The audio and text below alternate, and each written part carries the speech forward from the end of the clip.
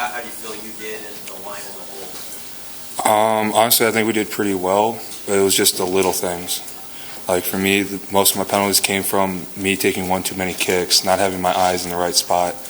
It was just those little things that became drive killers, and I mean, you just can't win with the amount of penalties that we had. Do you guys think about the penalties a lot now, just because it's been such an issue the last few weeks? No, we want to do our job the best we can. If it's a penalty, it's a penalty, but we're going to move on. We're going to keep fighting. I mean, when it's a penalty, you can't change it. It is what it is. Make the next play better. How do you feel you guys just kind of going back to that Michigan game where it was a really tough day? You come back since then and kind of rally maybe? I think we've just been doing what we've been taught, trusting our technique, and just really counting on our man to our left, man to our right, just believing in ourselves, believing in our coaches, and believing in our teammates. And I think it's just we're on the right track to where we need to go. When you today at practice, when you sense the spirit of things were? Really the same as always. I mean, this group of guys, like, it's a great group of guys from really seniors to freshmen. Like, we've got the work ethic. Like, no matter what happens the day before or the week before, like, what's our main focus is that day, and we're going to give it everything we got, from just effort, technique. We're going to try and make it as perfect as we can. When you see the number of yards you've put up for the last couple of weeks, and then with the penalties, I mean, is it frustrating? Is it encouraging? Is it both? I mean, really, it's both. I mean, like, we're getting production, but we're shooting ourselves in the foot. I mean, we're driving the ball down, and then all of a sudden that big play's negated because I had a hold. I mean, it's frustrating. Like, no one wants that. Like, we want it to be perfect. We want to win games, plain and simple. But we just kept hurting ourselves in the end, to where everything that we got moving forward either got brought back or just was negated. Does it take time to get used to a new quarterback with Adrian Martinez this year?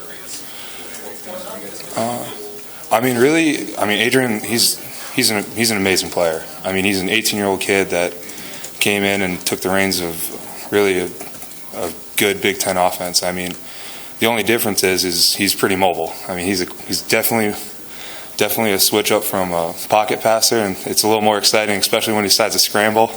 Just trying to give him all the time in the world. So, I mean, like, he's a young quarterback, so I mean, we just got to give him as much time as he wants. I mean, that's what it comes down to. Is there something in particular you have to do as a lineman when you have a quarterback like that, where you know he could end up at any point on the field when he's trying to throw the ball? For the most part, I mean, the easiest way to negate that is just give him a good pocket. I mean, if we open up windows, if we lock our guys down, and he can just sit there all day, then it makes our job a lot easier. If he does end up getting flushed out, then it's just try and get as close as you can to him and stop the nearest guy from getting close.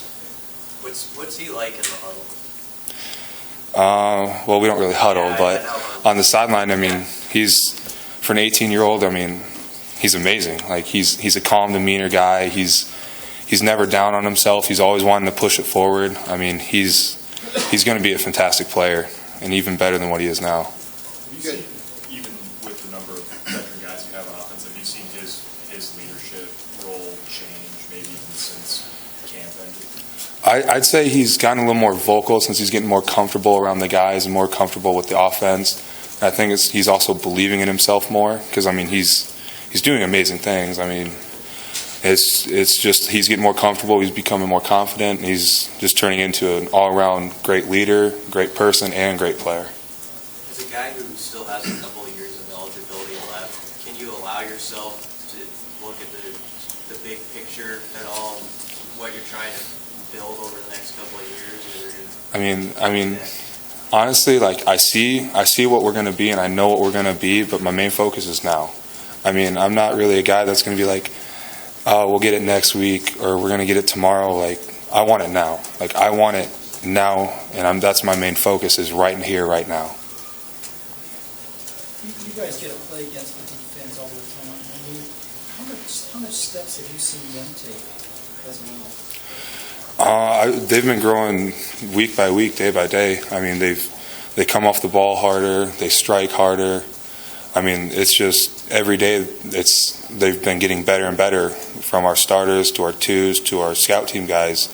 I mean, it's a team that's constantly growing, and it's really encouraging from all around. I mean, despite our record, people are still coming to work from the top down, and it's really encouraging. Matt, have you got a look at Northwestern's defense, particularly their ends up front? I haven't gotten too in depth with their scout. I know they're a little bit bigger on the DN side, so I'm still pretty basic on what I know about them. They've given you guys some problems, though, in the past as to their front and what they do. I mean, what are some of the things that have jumped out, just in your experience watching and playing against Northwestern? They come to work. I mean, they're a team that's not going to back down. They're a team that's going to fight with everything they got. And I mean, it's always respectable. I mean, I love games like that. I love going against teams that refuse to quit and will always fight. Are there some young guys we don't know as much about who aren't starting on that O-line that you see, like, okay, they're starting to get it? Yeah, I'd say there's a few guys. I mean, I'd say Sichterman, my backup, he's grown a tremendous amount. I mean, he's always encouraging. He constantly pushes me to be better and better. Christian, he's always been a solid technique guy. He's always, he's there. He's going to do what he can, the best he can. And then John, he too is just. It's a sound group that's always going to be pushing each other, which is always something fun to have. How is Will adjusted, and how have you helped him along? I think he's doing pretty well. I mean, he's getting used to guys being a little bit bigger than him now, especially with the twins, Carlos Khalil, Damian. I think he's getting used to kind of having a little bit of a weight disadvantage, especially since he's younger. But I think he's doing pretty well when he's standing on his own.